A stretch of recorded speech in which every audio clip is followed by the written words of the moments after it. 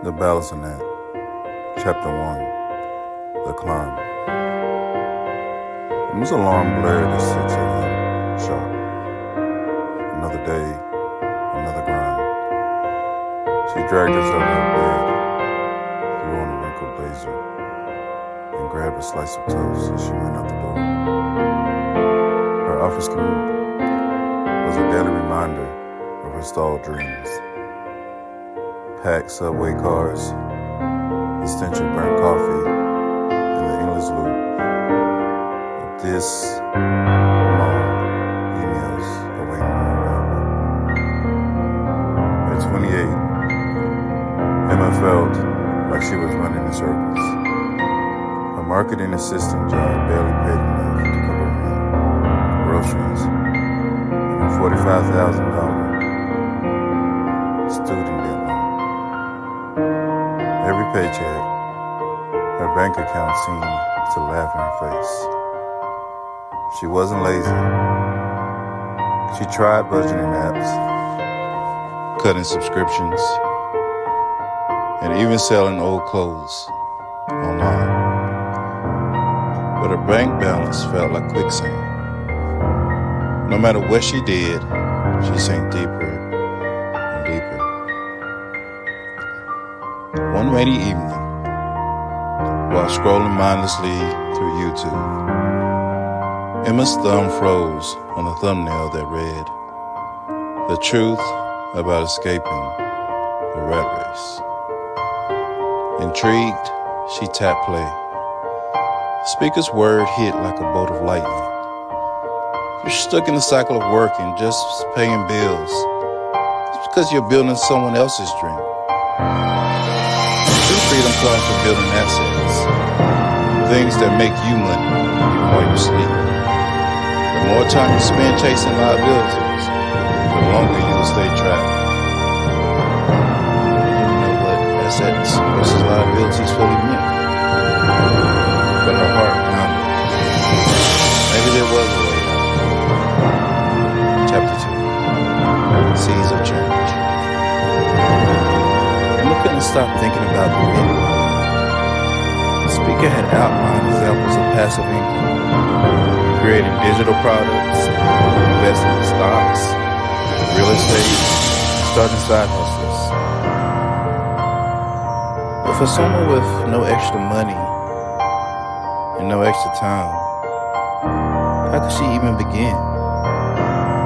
Later that week, during lunch at her job, she confided in her coworker, Ryan. He was always sharing motivational quotes on Instagram. Maybe he would have some advice. "Ryan, do you ever feel like we're just working to survive?" Ryan leaned back, nodding. "Oh, all the time. That's why I started flipping stuff on eBay last year." Emma's jaws dropped. "What? Never mentioned that." "Didn't think anyone cared," Ryan shrugged. "But yeah, I made $7,000 last year.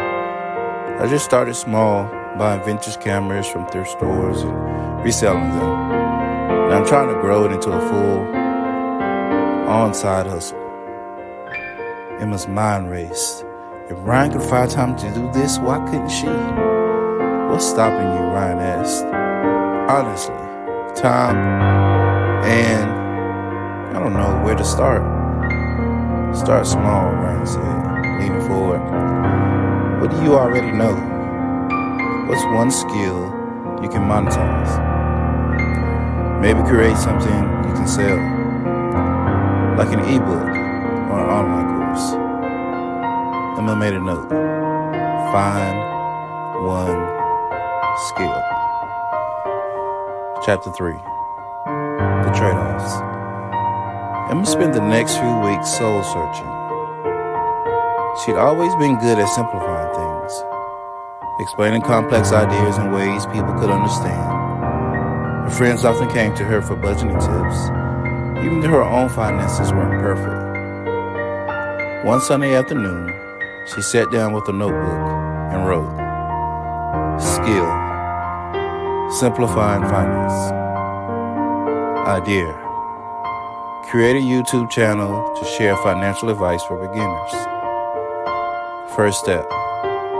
Research video editing and basic budgeting topics. But doubt crept in. Would anyone even watch? Does she have the right equipment? What if she failed and wasted all her time? Did she remember something from the YouTube? The biggest limited belief is thinking you need to be perfect before you start. Action creates momentum. Start messy if you have to. Emma decided to cut 2 hours of Netflix a week to work on her channel.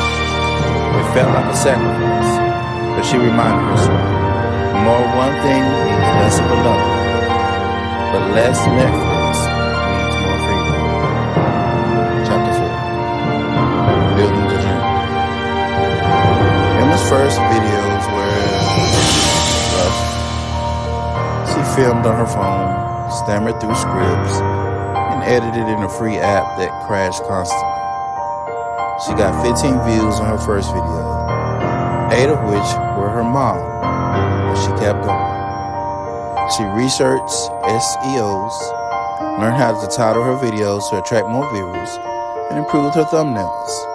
She devoured content about YouTube growth strategies and began connecting with viewers who commented. At the same time, she created her first digital product, a simple budget starter kit in Excel, selling it for $9.99 through Gumroad. To her surprise, people actually bought it. Her evenings went like this: creating, editing, and learning. Her weekends was dedicated to scripting videos and improving her skills. Was it easy? No. Was it worth it? Slowly, yes. By month 6, her YouTube channel had grown to 1,000 subscribers. Her budget starter kit brought in an extra $300 per month. Small wins, but enough to keep her motivated. Chapter 5. Breaking Chains. With her side hustle growing, Emma started to see real progress. She used her extra income to pay off her credit card debt faster. She also read about high-yield savings accounts and opened one to stash her emergency fund. Her biggest breakthrough came when she stumbled on a book about financial independence. One quote stayed with her. "You don't need to be rich to be free. You just need to make your passive income cover your basic expenses." This became her new mantra. She began looking at every purchase as either an investment in her future or a drain on her potential. Does she need a $6 latte every morning? Probably not. Does she need to upgrade her filming equipment? Definitely. Chapter 6. Escaping the rat race. By year 2, Emma's life looked completely different. Her YouTube channel hit 50,000 subscribers. Her digital products expanded, including a debt tracker and a student loan payoff guide, and a course on budgeting. Combined, they brought in $3,500 a month. She also invested in dividend-paying stocks, which now generate $200 monthly. For the first time in her adult life, Emma had choices. She didn't need her day job anymore. But instead of quitting impulsively, she decided to work part-time while scaling her side hustle. Freedom, she realized, isn't about never working. It's about choosing work that aligns with your values. Your turn. Emma's journey wasn't magic. It wasn't about trade-offs, sacrificing time, comfort, and old habits to build a life she loved.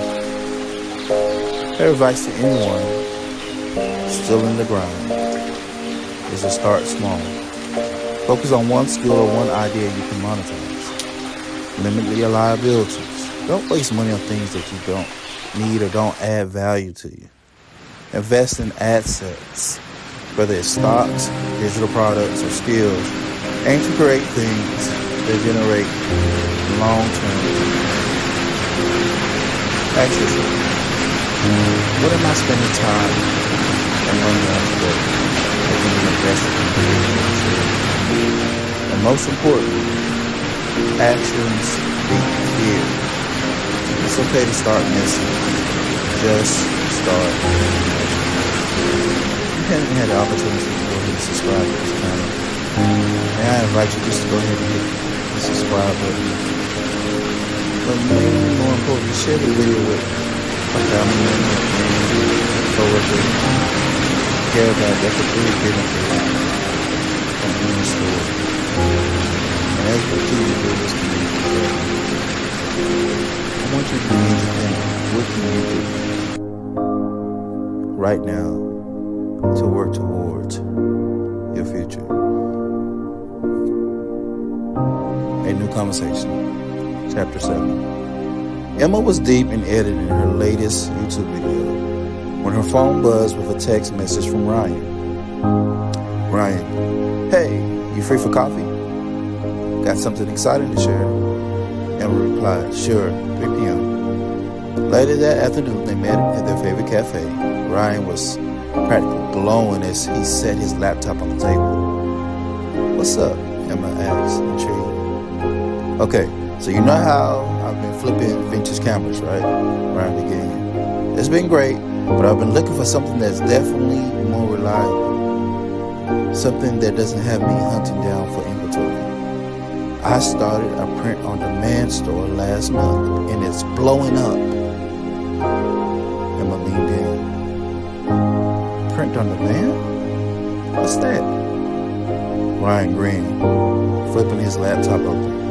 It's a way to sell custom products like t-shirts, mugs, phone cases without having to hold inventory or ship anything yourself.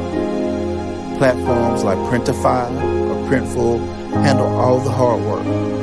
You just focus on designing and marketing. Emma's eyes lit up. That sounds amazing. How does it work? Ryan launched into an explanation, breaking it down step by step. Chapter 8. The Print-on-Demand Masterclass. First, Ryan said, pulling up Printify's website. You create a free account. It's super easy. Then you browse their product catalog. They've got everything from clothing to tote bags to drinkware. I started with t-shirts because everyone loves a good graphic tee. Emma nodded, already imagining her designs. What about the designs? Do you have to be an artist? Not at all, Ryan said. You can create simple text designs using tools like Canva, which is free. Think inspirational quotes, witty phrases, or artwork. Once you got a design, you just upload it to Printify's design tool and position it on the product. Emma scribbled notes. Okay, but how do you actually sell it? That's where the fun begins, Ryan said. Opening the second tab, you connect Printify to an online store. I use Shopify because it's beginner friendly, but you can also use Odyssey or WooCommerce. Printify automatically syncs your products to your store. So when someone orders, they handle the printing and shipping. You just keep the profit. That sounds almost too easy, Emma said skeptically. What's the catch? The only real challenge is pricing and marketing, Ryan admitted. You got to set prices that cover the cost of production and shipping while leaving room for profit. And you'll need to put some effort into promoting your store through social media, SEOs, maybe even paid ads. Emma frowned. How do you know the quality is good? Great question, Ryan said. That's why I always recommend ordering samples before you start selling. It's worth the small investment to make sure you are proud of what you're offering your customers. Chapter 9. The Printful Option. Printify is great, Ryan continued, but then there's also Printful, which works the same way, but with a slightly different vibe. Their mock-up generator is amazing. It lets you see exactly what the product will look like before you even sell it. Plus, they integrate with the same platforms like Shopify and Odyssey. Which one's better? Ryan Shrugged. Depends. Printify is often cheaper because they let you choose from multiple printing providers, so you can pick the one with the best price you use. Printful, on the other hand, has really consistent quality and amazing branding options if you want to customize the packaging. You can always try both and see which one works for you. Got it, people say. Feeling the surge of excitement. So once the store is live, what's next?